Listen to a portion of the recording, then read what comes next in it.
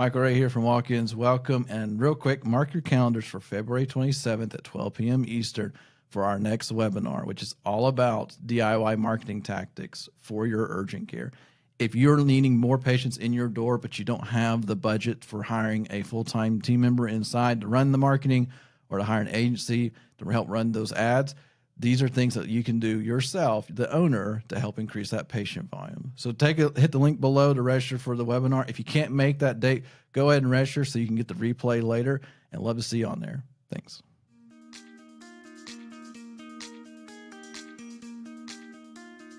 What's up, everybody? You're listening to Walk-Ins Welcome with Nick and Michael, and now Al. I'm excited to have a guest with us today. We'll talk about him in just a minute. But as always, we're here to help you get more patients, deliver better care, get repeat visits, and scale your clinics. Michael, what's up, brother? How are you? What is happening? Yeah, we're excited. Once again, we're continuing our series of having lots of people come on to be interviewed. Al Yousefi, he's with MainStreet Family Care, which is also KidsStreet Urgent Care, and we tried to get him on a couple weeks ago, but they had a little mishap on scheduling, so we finally got him on. We're excited, though, because what's really cool about these guys, they have 62 locations right now. They're growing. So Al has seen a lot of things, and we're going to talk about those things and, like, how do we deal with this massive amount of clinics and what to do with them. But Al, thanks for coming on. Say what's up to the Walk-Ins Welcome audience and tell us one thing about you that nobody else knows. What's up, Walk-Ins Welcome? Glad to be here, proud to be here. One thing folks don't know about me typically is that if it's got strings on it, I can play it. And if I haven't played it before, just give me like an hour by myself and I'll have something okay-ish down. I love it, man. Do you have a preferred instrument with strings on it? Oh yeah, definitely. The guitar was where I started as a kid. The guitar and the piano. I think what kills me about the piano is I recently realized that it is a percussion instrument. Who would have thought? Dude, yeah, I guess it is, isn't it? It is, because you hit it with a hammer. That makes total sense. Yeah. So I found that fascinating. I can play a couple percussion instruments as well. There you go. Now you're in business. Now the harpsichord you pluck. All right, we got to get you a mandolin and see how it goes. Al, man, we're glad to have you on here. Now, listen, MainStreet Urgent Care and KidsStreet Urgent Care. My introduction to you guys is I had to go to an urgent care, and I went to MainStreet, and it was attached to KidsStreet. Yeah, and I was like, okay. Well, it says MainStreet first, so I'm going to go in there. And then the next time I came, I'm like, well, they had a KidsStreet, so I'm going to go in there too. And I brought my kid the next time I went. So yeah, we even we have a location like 3 minutes from our office, so we know exactly. Oh, yeah. So you guys must be in, I want to say, close to the Pelham location then. Very, very close to it. Yeah, we're off in the River Chase Parkway area. Oh yeah, that's a good one. It's probably one of my favorites. Yeah, my wife shops at the Aldi right next to it. We take our kids to KidsStreet, and it is what it is, man. Hey, listen, brother, we're glad to have you today, pulling strings and all. But let's get into this. I want to know, you've been at MainStreet for about a year and a half, but talk to us a little bit about your background and your journey. What took you to MainStreet? Oh man, well, when I got into marketing, it was kind of by accident. Walking out of college, my plan was to become either a therapist or go into research in psychology. But just, one of those weird coincidences, a friend of mine, their dad ran a really big branding firm, and he and I got along real well. And so he brought me on board at a low-level position, and pretty quickly I worked my way up. And after 2 or 3 years of that, I got into agency life, worked at a few different agencies, loved the rhythm, loved getting so much experience across different industries. And I'd say the most defining thing about me, regardless of where I've been, is I'm very outcome oriented, and I'm very interested in what it takes to get the win, I guess is a good way to put it. And so there have been few times I think that everything I was involved in actually matched whatever my role was, but I kind of like it that way. MainStreet is only the second place that I've been in-house at, and it is my first. I've had team lead type roles, manager roles, but it's the first place where I've been a department head. And it has been probably one of the most fulfilling experiences of my adult life. The bad times and the good times, to both of them. I ended up here after leaving my last agency. I'd felt like I'd served my sentence in the agency world.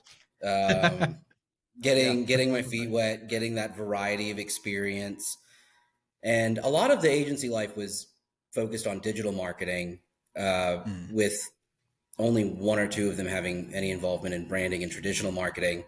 So Main Street, when I first showed up, or when I first applied, they were looking for somebody that was well-rounded, somebody young and hungry, and that was me. And I actually didn't start as the department head. I started right under the department head, Betsy, at the time, who is fantastic. But she was on the way out, and we were looking at bringing on a replacement. And pretty soon after, I was working kind of close with our CEO for a couple months, and he was like, "This kid's got the right stuff." And so now I run marketing at Main Street and have done so for about 95% of the time I've been there. And like I said, it's been one of the most fulfilling experiences and definitely a huge learning experience. So there's this kind of shift that happens as you grow your urgent care. Like a lot of our listeners are in startup mode, or maybe they're a single location. And then we have some that are in the hundreds of locations, right? Yeah. But there's this switch, and maybe you know when it is. I don't know when it is. We haven't figured it out yet.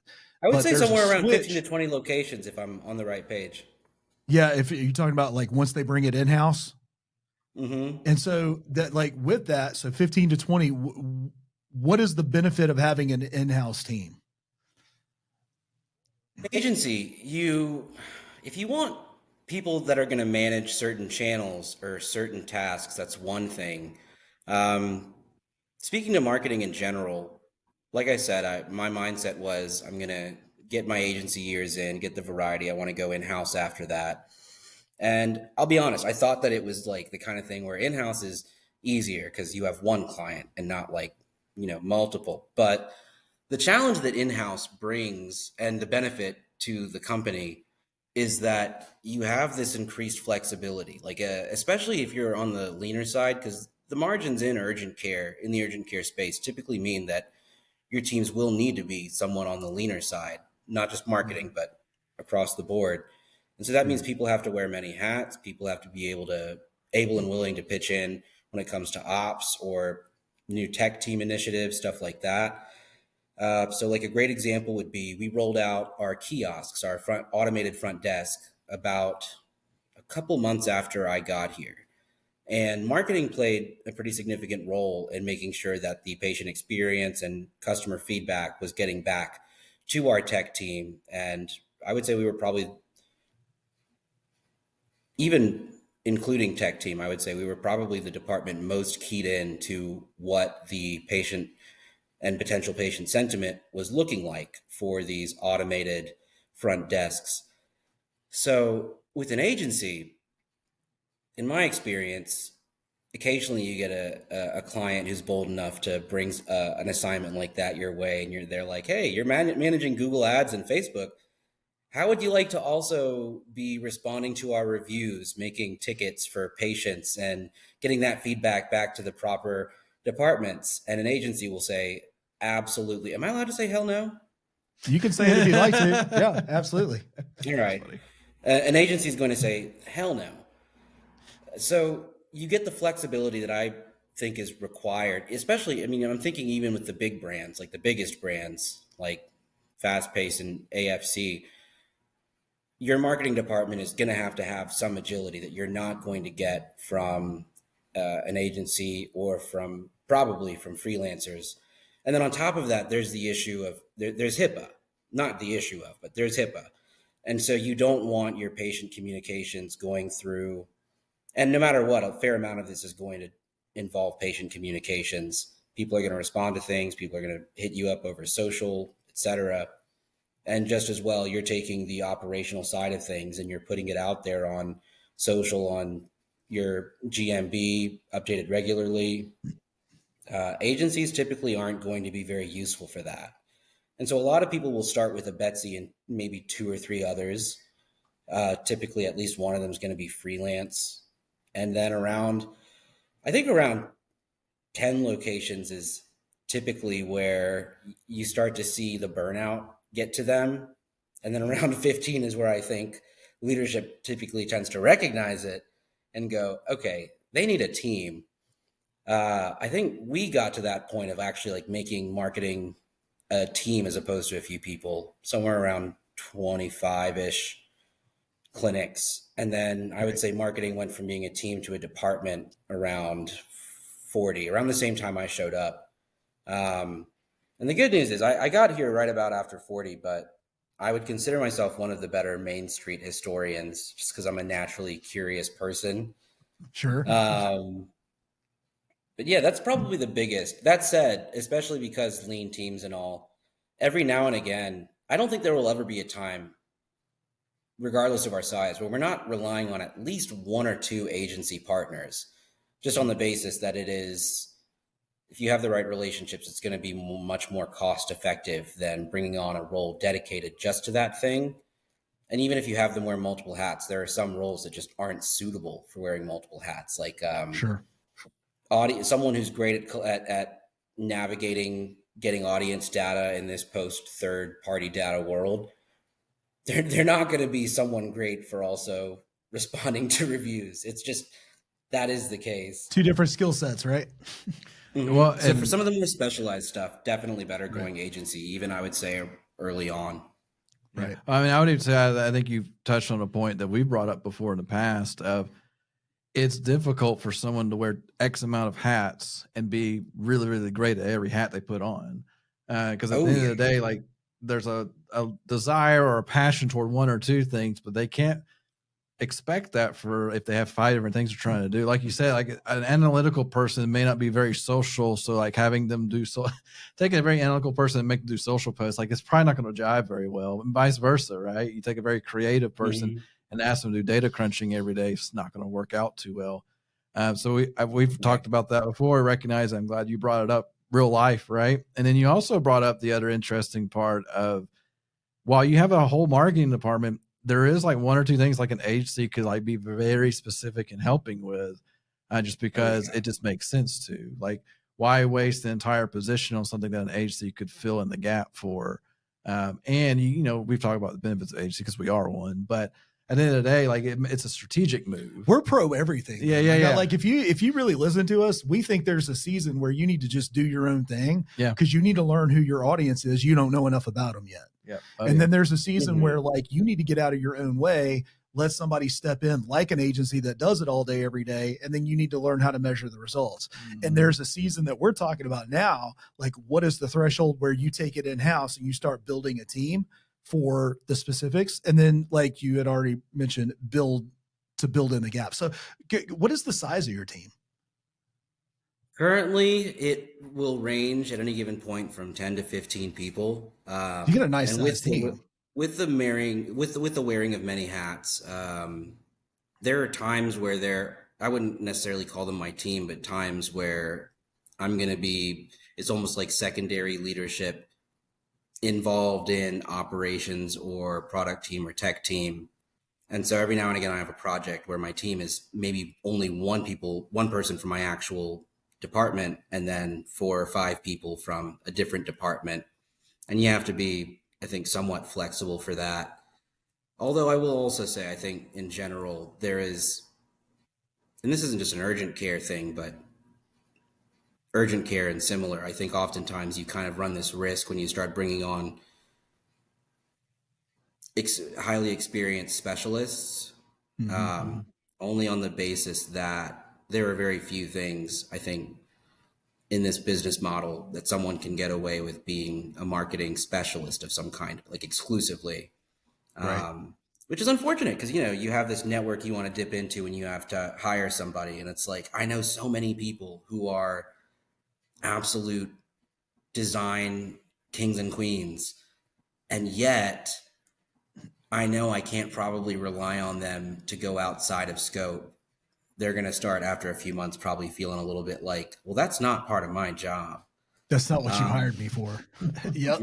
So I would say, and the solution to that is typically hiring very multifaceted people.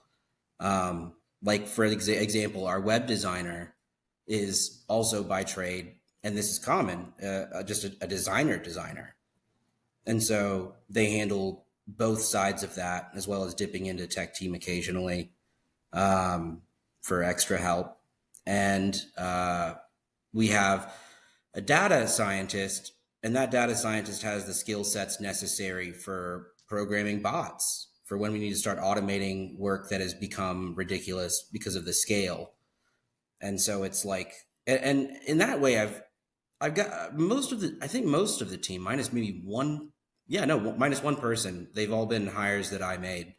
And I've tried to do a good job of making sure that they were similar to me in the sense that they had that multifaceted background and approach. But going back to what you guys were saying earlier, I will say as a occasional listener, my take with you guys is that you've never necessarily come across as pro agency. You guys always come across as I don't know. I would define it as like pro outcomes or pro urgent cares, I guess I would say. For sure. Yes. And I think a lot of this is the SEO in my background. I usually think of things in a very effort versus impact sort of way. And that's typically the logic that leads to that is immediately before the decision making for bringing on agency or freelance help is it worth it for us to try to do that in-house, try to make it a thing for ourselves. And a lot of the time when there's so many situations where it's not. So we have like two or three agents and partners at any given point nowadays. Well, I mean, I'd be very interested to know from a pure marketing perspective how you differentiate MainStreet and KidsStreet when it's such an integrated brand. And I'll tell you, just from the background, we have Nick the Marketer, which is our legacy agency, which is we just do Birmingham-based businesses. We don't even focus on it anymore because I can't focus on two things like that very well. So we're all in on urgent cares. That's all we do now. But here's Nick the Marketer kind of hanging out here like a redheaded stepchild. And then you guys have y'all have MainStreet and KidsStreet. How are you proactive with both brands, knowing they have two different sets, right? Like there's some similarities, but they're two different brands. Mm-hmm. Well, so the acquisition part of our marketing for both has plenty of overlap. I would say because the cool thing about urgent care, like let's say there's no KidsStreet for a second, it's all MainStreet. It's a need-based service. There's no amount of marketing you can do to make people sick in higher quantities where you have clinics. I mean, I guess you could. I've proposed it, but I'm told that it's a bad idea, technically a war crime. So we don't do that. But what you can do is you can try to maintain that awareness. And of course, there's profitability to keep in mind to some degree, but the profit margins don't tend to change too much between the age groups of 18 to 65. Sure. And so the targeting for MainStreet, and this is more important when it comes to acquisition, but it's also relevant when we're talking about our awareness efforts. It's a lot more broad. And if there was only a MainStreet, then my job would be a lot easier. I agree. And in general, I feel that. Comparison to other industries, urgent care, that's general urgent care, it's a pretty good living. It's a good vertical to get into for a healthy enough work-life balance. With KidsStreet, though, this pediatric brand, that's really where a lot of our more critical thinking becomes necessary. And so that's where the kind of research that I'm used to, the sorts of segmenting and tactics that I'm used to, that's where we tend to see more of that on our end. I'm so sorry. This is supposed to be silent. It's okay. We didn't the good news is we didn't know. Yeah, you're all good. Oh, perfect. Turn it off. So it's difficult for sure. And one way that I keep them separate, I noticed early on that the most important place to keep it separate is in the mind of the employee. So that's good. When we talk about MainStreet internally, we're not talking about KidsStreet. We're talking about MainStreet. And if we're talking about kids, and same for vice versa. And just the same, there's these little things that people probably find kind of odd, but serve a purpose. Like our budgets are in completely separate workbooks. Our campaign docs, totally separate. I have to do a fair amount to keep it that way, because otherwise there starts to be spillover in the thinking. And as long as I have everyone thinking about it like two separate businesses with two different requirements, that tends to be effective. And for the folks involved in acquisition, we have, two portfolios in our ads accounts, and that's about as far as I can go beyond just the keeping documentation separate. But for social, programmatic, stuff like that, it's probably easier just on the basis that they have to do so much more for KidsStreet. So it's more like when they have to do Main Street stuff, it's like I'm like, hey, can I get you to do a Main Street thing real quick? So there's almost never a situation where I'm talking about everything across the board. Well, I mean, I think you're giving like almost a warning signal to people. Hey, if you're in urgent care and you're trying to spin up a pediatric version, be prepared. Definitely. It's not just pediatric. Any kind of specialized offshoot, you need to make sure that, and I know that we do it with clinic staff as well. Our KidsStreet staff is trained differently than our Main Street staff. Well, I mean, to me, it's two different businesses. And we see it not as often in the pediatric side. Typically when we're dealing with clients, they have a dedicated primary care side, right? So you have the urgent care that they're trying to convert to the primary care, which are same doctor, two completely different schools of thought, right? Yeah. Oh, yeah. So I almost feel like there's a mandate that if it's primary care, you have to wait 3 months to see them. Like it can't be, you have to push it out. Like whether you need to or not, it's irrelevant. So anyway, that's just a stupid joke, but keeping those two brands separate, you guys focus mainly on like small town rural. Is that the brand target? Because it's been my experience that in marketing efforts, talking to people, and I know I'm being location specific here in Birmingham at the moment, so forgive me. Talking to people in Pelham is a very different conversation than talking to people in Mountain Brook. Choose your city, right? One is middle class, maybe even lower middle class, to like super high end, super high, like top 1% income earners. Yep. Two completely different methodologies. And that's your target, right? Like y'all are just hitting the rural small town. So our main streets are all very rural focused. Okay. Like if we didn't have our kid streets are in small to medium sized cities. Pelham's a pretty good example. I would say for Alabama, Montgomery is probably a good go-to example for the kinds of places you would find kid streets. And so separate from the whole, like, this is a different audience thing, there is just the fact that there's one brand that's in places like Charlotte and Chapel Hill and Savannah, Georgia and stuff like that. And the other is in a lot of places that you've probably never heard of, like Aniana, Alabama, and Cairo. I know Georgia. Aniana, believe it or not. There's an attorney there that I'm friends with. Yeah, I know Aniana as well. Yeah, servant law, man. Well, good people. It's so funny when I hear the word Aniana, I always think of like T-ball. Yeah. And you're trying to make the noise and T-ball. Yeah. Aniana. That's what I always think about Aniana. Aniana Oxenfree. So our rural audiences, we do have to, even just in comparison to our small to medium cities where we have kid streets, it's such not even just in, the copy and the messaging, but even in the strategies and where we're going to reach them. It's a completely different ball game. If we started opening kid streets in cities like Atlanta or something, oh man, that would be a third layer of distinction that would not be fun. Maybe it would be kind of an extension of like the kid street locations, the Montgomery strategy, but I doubt it.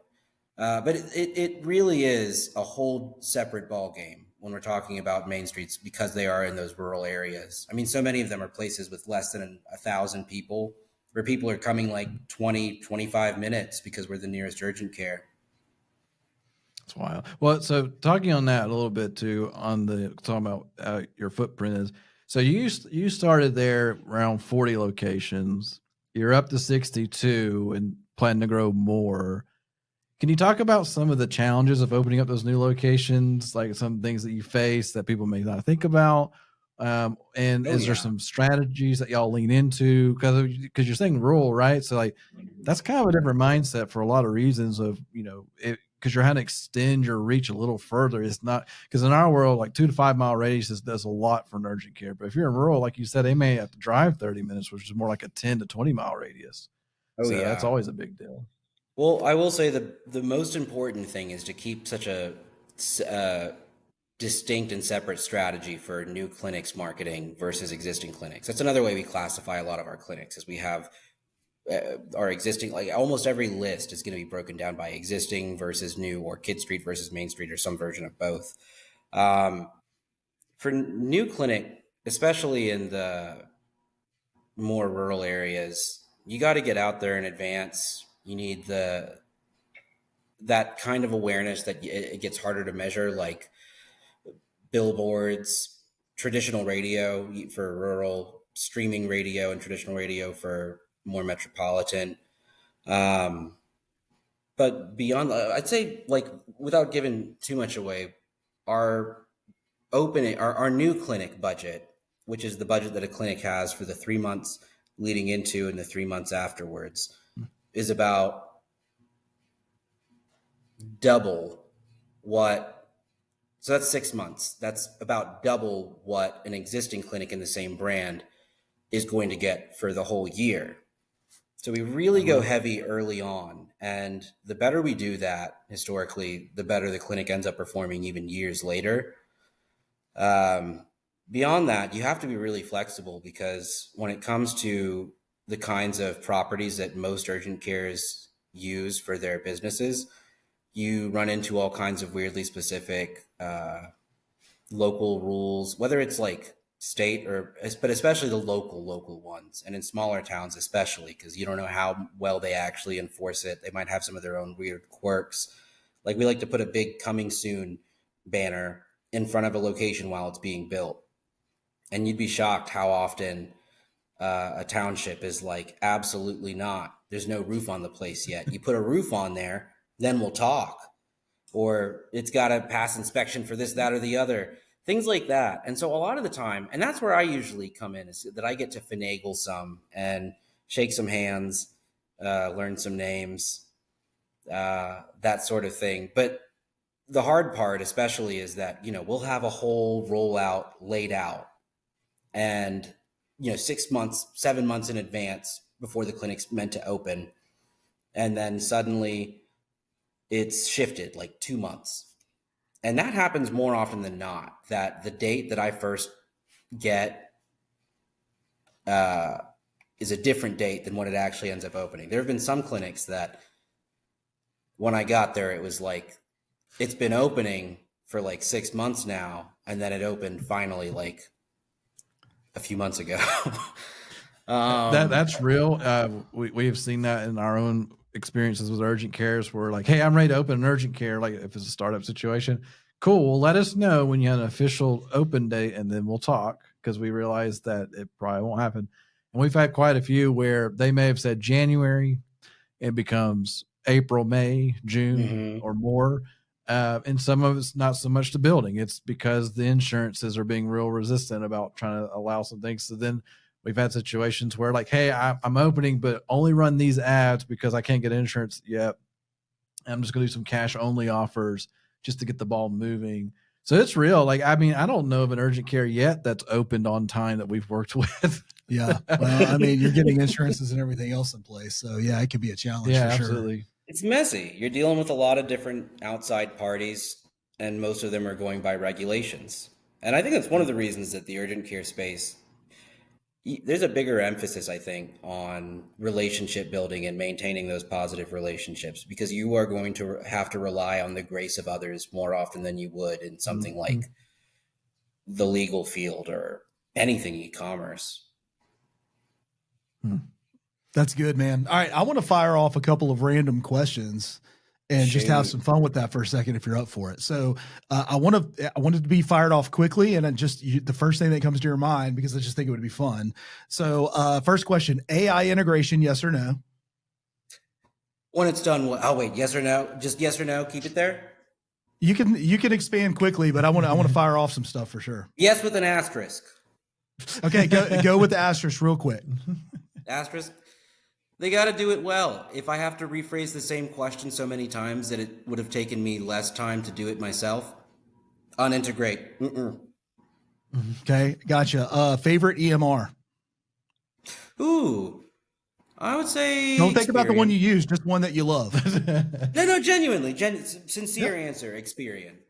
Experian. Okay, Experian. I wasn't expecting that. I thought that was like a credit thing. Oh wait, I'm thinking not Experian. I'm thinking of DocuTap. Xperity. Okay. But DocuTap so which is DocuTap, Xperity? DocuTap's their old name, right? Is DocuTap not under Xperity? Is that not like under the same I think it's all moved to Xperity at this point. I think that's a good answer. Favorite online scheduler? Probably our in-house one. I like it because I know how to navigate it better than I have others in the past, and it actually like flows quite well, I'll say, and we're still improving it. I love it. All right, you have one marketing channel, just one that you can pick. Which one are you picking? Search. If I have to pick between paid and organic, it just depends on what kind of momentum their organic has already. If not much, we're going paid search all the way. And 100% agree with you on that. Paid search is going to get the fastest result. Yeah. Woo. Okay. So paid search. Favorite traditional? Ooh, the events have really, actually, I love the events, but sponsorships have really grown on me, especially. I love being at a high school wrestling thing that I would never go to otherwise. Let's go. I'm like, let's go. And they're like, here's some banners. Come give a speech. I love it, man. That's how you did. All right. I love that. Favorite book that you're reading right now? Ooh, that's tough. Probably Guns, Germs, It could be and Steel. It could be an audible. It could be an audible if you need to. I'm reading Guns, Germs, and Steel again because I haven't read it in a few years and just noticing new things. And it's a good one. Work related, probably The Leadership Pipeline. That one's actually been really useful, even though most business books kind of fall flat on that front when it's leadership stuff. Favorite leader that you follow? No, that's arrogant. Bro was about to drop Jesus or something. I don't know. That's tough. I don't like most of them. Okay, that's fair. No, I would say my manager from when I was like 18 at this Italian restaurant downtown, Zaza. His name is Brian, and he has been my inspiration as both just a leader, like an official leader, and when it's been unofficial, but I've known that I've had influence. I've tried to be like Brian Stanfield. Shout out to Brian Stanfield at Zaza. I love it. We need to send him this episode when it airs, right? There you go. Now you can send it to him. Hey man, you made a podcast episode. Way to go. All right, man. So let's that's my fire round. Thank you for letting me have some fun with that real quick. I get some of the best answers when I put people on the spot. So looking ahead, we're recording this in January of 25. I think it's gonna come out probably the first week of February, but that's not the point.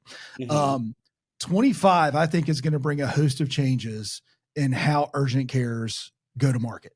And you guys are at 62 locations. Are we expanding? Are we shrinking? And then with that, what do you foresee being the biggest challenge going into 25? Besides payers, can't say payers. I would say we're expanding. Well, I mean, that's complicated. It depends on the two major things in my mind that define how a year is going to go, whether it's like a calendar year or a fiscal year, is flu season and how's the economy doing? Because if people have a cold or something, even the flu maybe, whether they're going to get it taken care of or not has a lot to do with how affordable it is then and there, based on how things are going. I think that on the economy part, I mean, that's not my purview at all. It seems like we're going in a positive direction, or that we're at least in a good enough place that people are going to still be visiting urgent cares when they're feeling not quite good. But the big one in my mind right now, the one that's really messy and just kind of difficult to like figure out, well, what are we going to do about this, is most urgent cares, their revenue is about 1-to-1 with national flu rates. More often than not, they rely on upper respiratory infections, flu season, that kind of thing is where they make their nut. And if you only had them based on if the urgent care was only able to use their slow season, most of them would go under so quickly. And something that's been super strange this year, everyone across the country has noticed how weird the weather's been, climate change and all, but it got cold later than usual. And that's been a trend, but especially this year. I remember the week of Christmas being like, I shouldn't be able to be out here in short sleeves. Right. And then out of nowhere, it snapped back so quickly and got freezing. I think one of the days this week was like the coldest day on record for Alabama in 9 years, or one of the coldest days in 9 years. And that's nuts. But flu rates, upper respiratory infection rates, have the same one-to-one relationship with how the temperature is changing. So over the last couple of years, something I noticed with the national flu rates and URI rates is that they start and end later. Like last year, everybody gets kind of panicky and finicky because they're like, it's November, we should be making so much money right now. And then it starts a little bit later and they're like, okay, things are normal. And then it slows down in March instead of February, and primary care season starts a little earlier. I think this has probably been the most dramatic that it's been. And I guess it's only going to continue in that direction for the foreseeable future. But I'm curious to see if the length of time is still going to be similar, because if it is, then there is nothing to really worry about. It's just a different set of dates. But if the changes that we're seeing in the climate end up making the flu less of a problem, then a lot of urgent care and URIs and a lot of urgent cares are going to have to get more creative and lean more into their OCMED services, lean more into the necessities like sports physicals, stuff like that. So I don't know. And to any urgent cares out there who are having that little bit of, just remember, climate change is shifting everything seasonally a little bit. And don't freak out until March.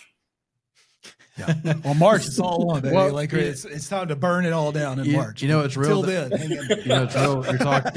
That's true. It's real though about you talking about the November late start. So we have clients all over the country. So we have from California down down to Miami, and you're right, because November hit and there was especially in the Florida area, like, hey, think these numbers aren't as good as last year. And I'm like, we can't, and you go pull up search trends and you can see where search trends are down. Like, we can't fix demand. I'm sorry. And then once like late November hit, and then really the past 2 weeks, like these things are great. Our numbers we can't even keep up. This is awesome. And then we don't hear from them. It picks up so suddenly. Well, I think we're going to see this year, we're going to see spikes. And what I mean by that is like you're used to seeing hills and now we're seeing mountains and valleys. Yeah, because I think you're right. Yeah, because we can see some patient number data, and we've seen some where, I mean, it's two or three radical. Days, like 2 or 3 days, like 15, 20 patients. Like, this is crap. And then boom, 65, 70 patients, like, oh, those poor souls. Like that. And we're over here like, hey, we told you we would get you an average of this over the time frame. The averages are working out. I just can't help when they all come in at the same time. Yeah, exactly. So my number one piece of advice would be adjust your model. And number 2 piece of advice would be don't be overly reactionary. Yes. Look at trends, look at averages, and try not to freak out because that week numbers were low. Yeah, exactly. I wish we could just take that piece, play that for every urgent care client we talk to, and just say, remember this.